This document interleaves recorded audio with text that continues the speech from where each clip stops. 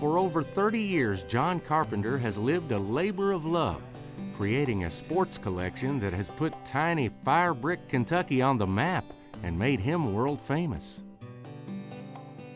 The world's largest personal sports memorabilia collection. How did you get started? Well, here's the first one.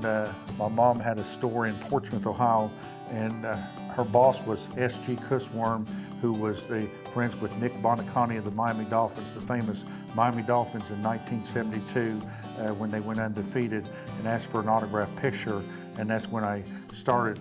After Nick Bonaconti, I had a radio show, and I interviewed people like Eddie Robinson, Bobby Bowden, and when I interviewed them, I just asked for autographed pictures, and they started sending them to me. From there, the collection started to grow. John would provide postage and write athletes, never expecting so much generosity. Soon word of mouth spread, and athletes and coaches started blindly sending stuff to him. Have another back here, Pikeville's own, Kentucky's own Mark Reynolds, Warren Spahn. Today, the collection can only be described with words like extensive, massive, and amazing. It includes more than 6,000 items, with more than 3,000 autographed pictures, 1,100 jerseys, shirts, and helmets, and over 300 baseballs and footballs. I was only getting a peek at a small portion of his football and basketball collection.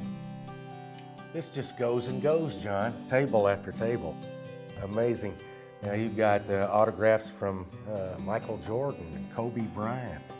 Kobe Bryant's the only man, fifth player in NBA history to 30,000 points. Michael Jordan, 10-time scoring title, 32,292 points. Yeah, Johnny Unitas used to play at Louisville from 1951 to 1954. Went to the Pittsburgh Steelers, got cut. Jim Brown from 1957 to 1965 had 8 out of 9 years rushing title.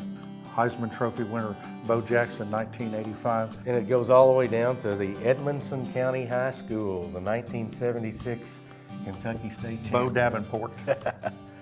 And who's the helmet? That's Charles Woodson, 1997 Heisman Trophy winner. Bo Schembechler got that for me. It's his hat. That's Bo's hat. This is the one that the legendary Dutch Earl Clark won award for the Portsmouth Spartans in 1931 and 1932. Then he went on to the Detroit Lions in 1934, and he was the first one inducted and enshrined in the Canton Football Hall of Fame in 1963, along with Jim Thorpe. And we got Bill Russell on the Wheaties, the breakfast of champions. Yeah. He played high school ball for Thousand Oaks, California. He played with Johnny Mathis and Frank Robinson, and he played for the San Francisco. Did you say Johnny Mathis? Johnny Mathis. The singer? He was an All-American at Stanford. I had no idea. I've been a fan of his music for a long time. He played at Stanford. Him and Frank Robinson, the baseball player for the Reds. John shows his love for the games with the ease in which he rattles off statistics and information about all the players represented in his collection. He's a virtual walking encyclopedia of sports knowledge, and shared this knowledge many times in the daily Ripley's Believe It or Not comic strips. So how does this work, John? You submit something to them and they check it out? They check it out pretty well about me. I've been doing it with them for about 20 years with them, and I have over 39 cartoons that's been seen around the world. It's been seen in 42 countries, 80 million people, and 200 newspapers around the world. Ripley's not only shared his facts, they shared John himself. After certifying his collection as the world's largest, they published his achievement as a part of their series.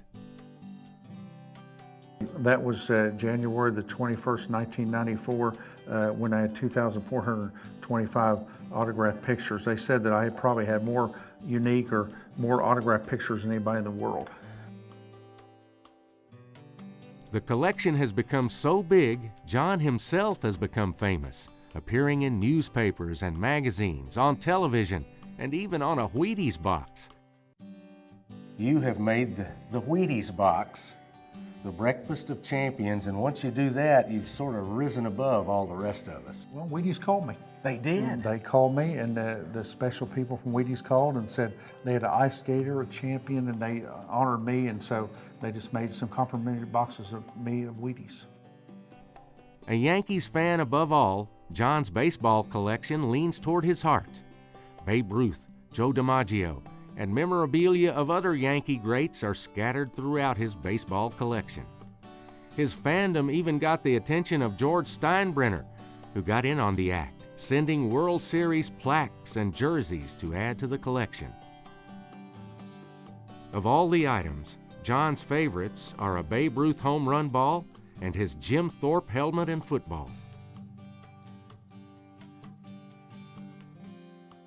John, this is absolutely amazing right here. You've got one of Jim Thorpe's helmets. Tell me about this one. Well, this helmet came from it's 1950 from the Kenton Bulldogs in Kenton, Ohio. Thorpe used to be here in Portsmouth, Ohio. He was the coach and player for the Portsmouth Shoe Steels in 1927.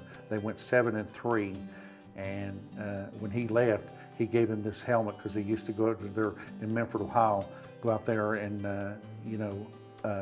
eat dinner with them and talk to them. And Joe Horrigan from the Pro Football Hall of Fame said that it was in 1950 the Kenton Bulldogs. Now, Thorpe was known as the greatest athlete of all time, I think. Baseball, football, basketball. He played for the Reds in 1917. Unbelievably, this is only a small part of his collection. Once I was finished looking around here, he took me to his home, which is also devoted to his collection, filled with items from top to bottom.